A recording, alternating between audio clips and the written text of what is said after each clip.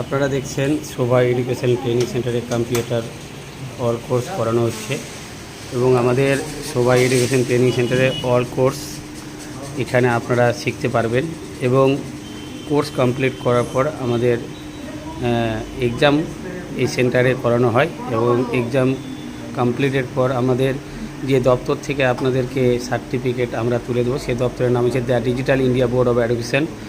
দপ্তর থেকে আপনাদেরকে সার্টিফিকেট দেওয়া হবে এবং এই দপ্তরটা হচ্ছে পশ্চিমবঙ্গ সরকার ও ভারত সরকার অনুমোদিত।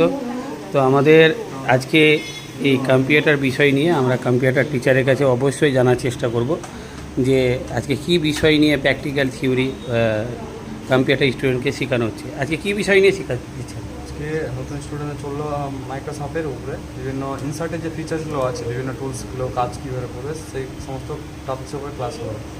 তো আপনারা শুনলেন